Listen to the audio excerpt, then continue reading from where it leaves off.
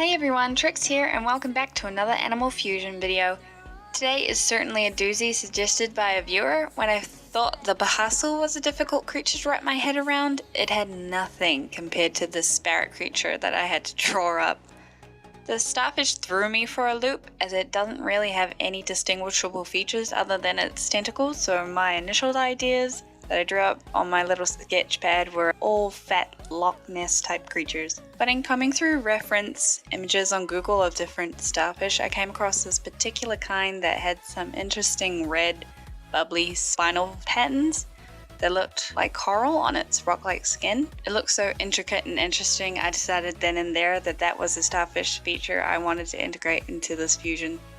As ever, I like to challenge myself in each fusion video to draw the creature in a dynamic or interesting pose, and working in a portrait canvas for a change, it challenged me to pose the Sparrat in a different way that played with foreshortening a bit more to fit all the different aspects within the frame.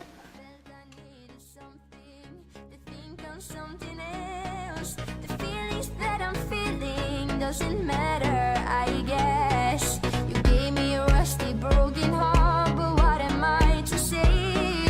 I tried to tell you many times, but again you turned away. But now I know you're telling lies. I look up on the stars, so I'm asking you to come back, to move on and tell me why.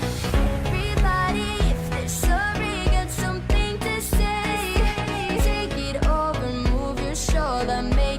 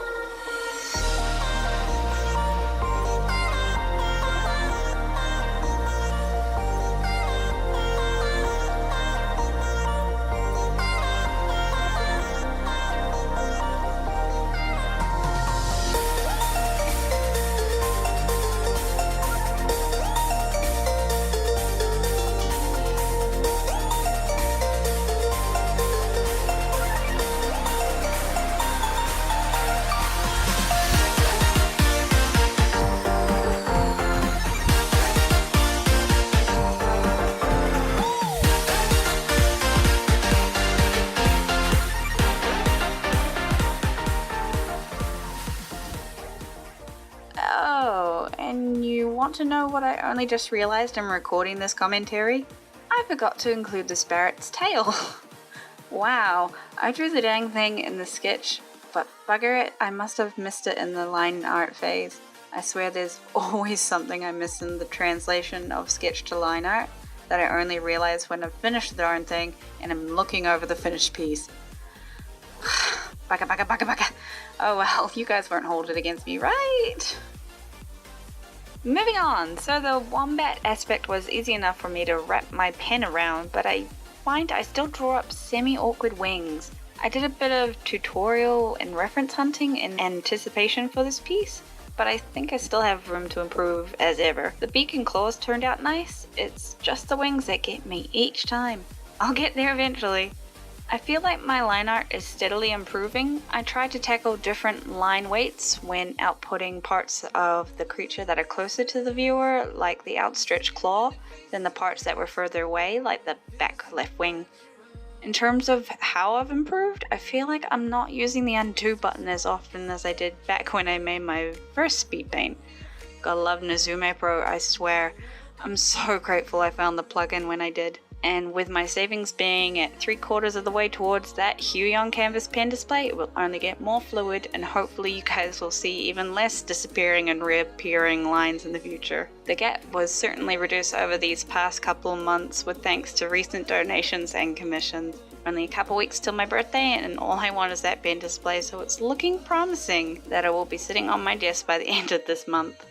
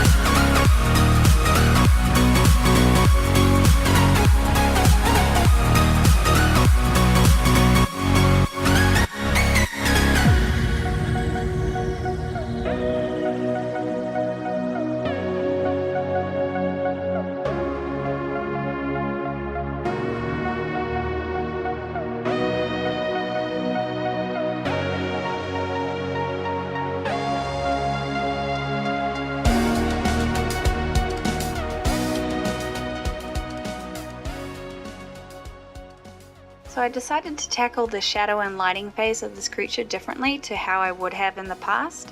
These past couple of weeks I've come across Aaron Blaze, an animal illustrator that used to work for Disney and currently has an active channel on YouTube, as well as his own website full of tutorials and advice. One of the many things he offers is a set of Photoshop brushes. One of the collections I wanted to experiment with on this creature, to be specific, was a collection of hair and fur Photoshop brushes. Creating texture and lighting variations straight away, this was certainly a challenging new process to undertake. It took a bit more time and layering, but the overall effect I believe was worth the play around.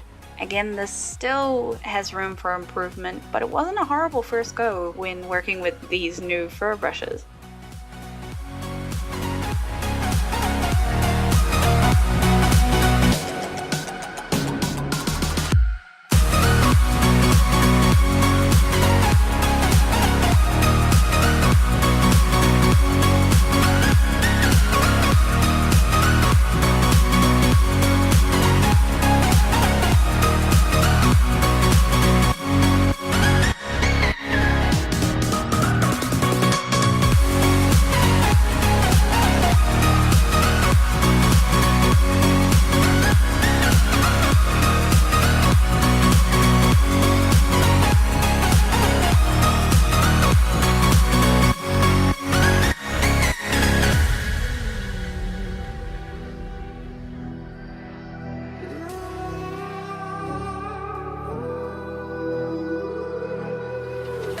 There's a distance between us.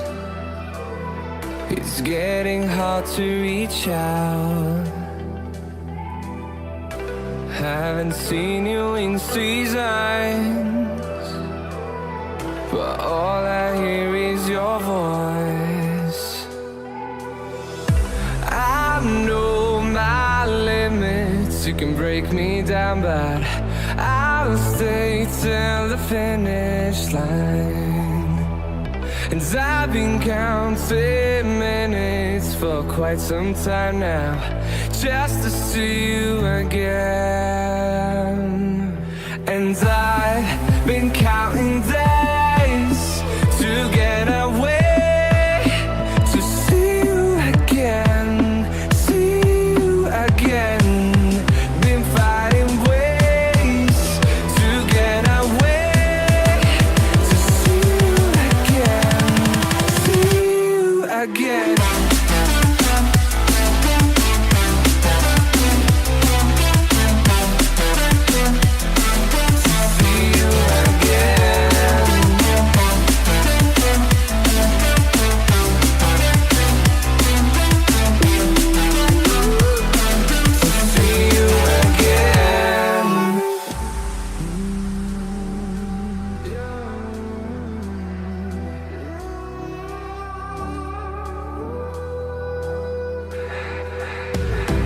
We got millions of reasons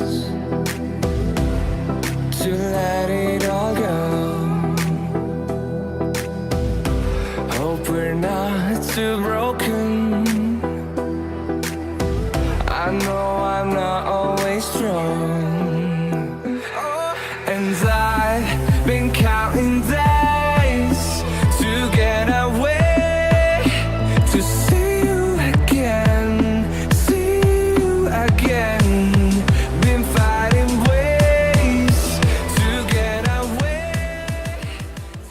Oh man, I dreaded coming to this point, working on the feather details. I found this one illustration technique of drawing up the rough individual spines of a feather like this on one layer, then using some rough airbrush-like definition to help differentiate between the individual feathers later on. It didn't come out quite like I imagined, but they're probably still the more realistic type of feathers I've drawn to date.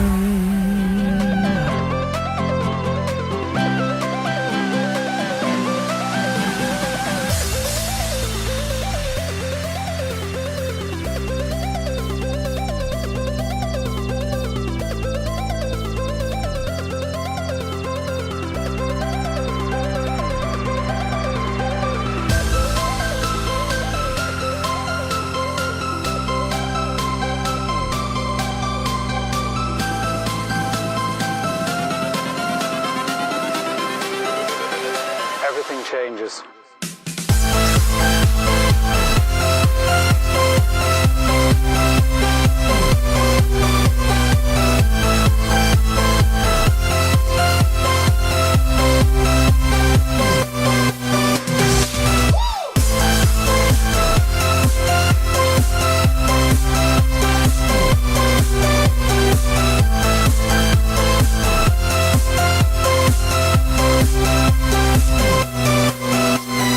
Life.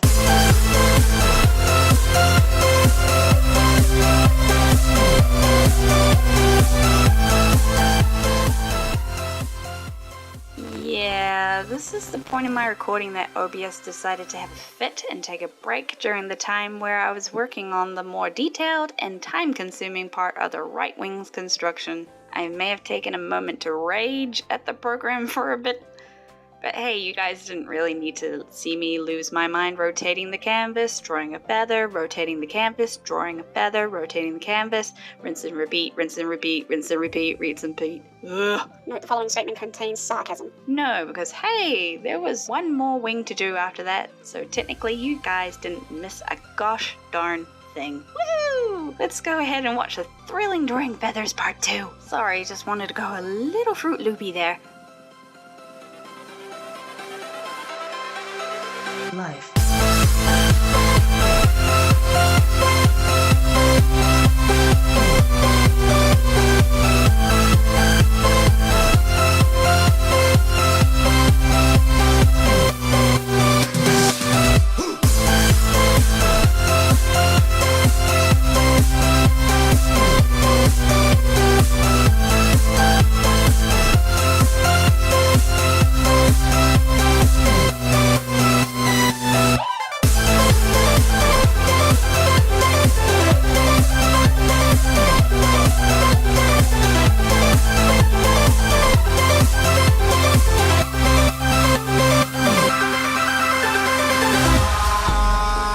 In the sky, gazing far into the night, I raise my hand to the fire, but it's no use, 'cause you can't stop it from shining through. It's true, baby, let the light shine through. If you believe it's true, baby, won't you let the light shine through for you.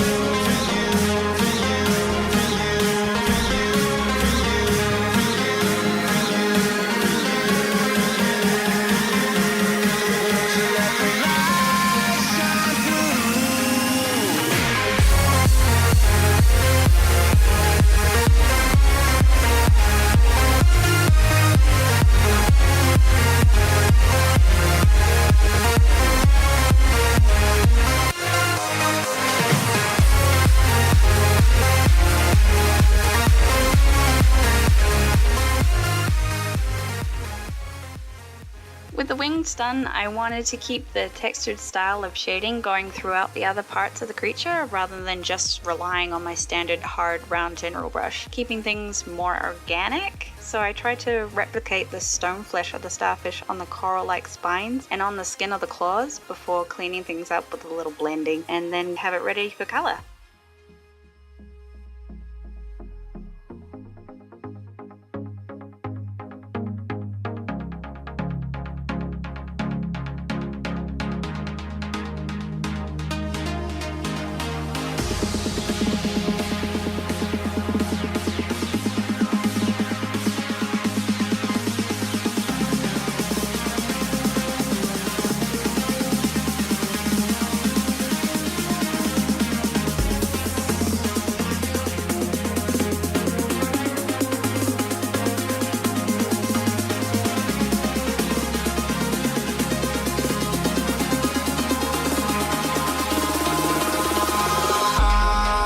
In the sky, gazing far into the night, I raise my hand to the fire, but it's no use, 'cause you can't stop it from shining through.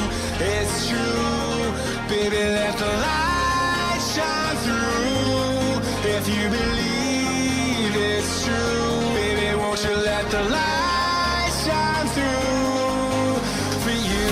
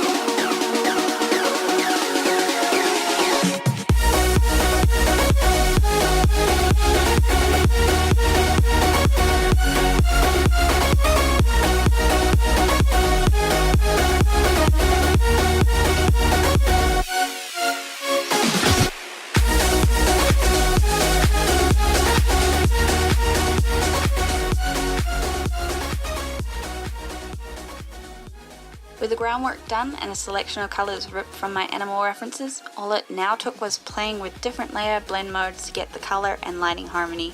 I was drawn immediately to the idea of having the parrot's red, yellow and blue pattern being the Sparrat's dominant colour palette. Some colours worked better in different modes, so again it was just a matter of playing with multiple layers and their styles.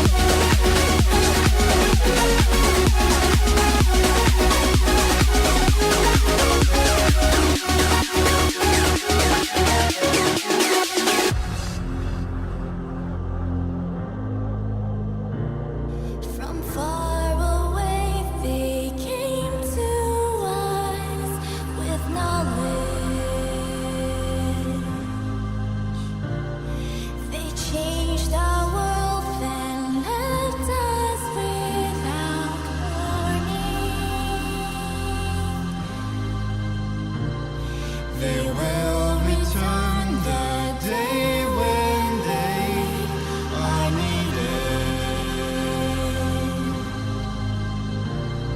Our gaze is shifted upwards to the sky.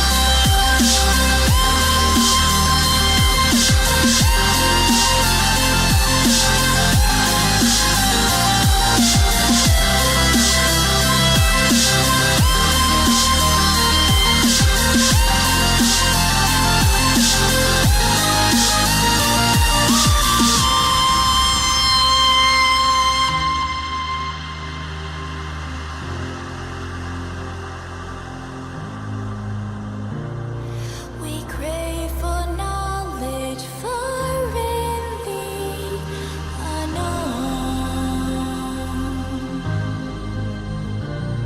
Our time has come to find what we weren't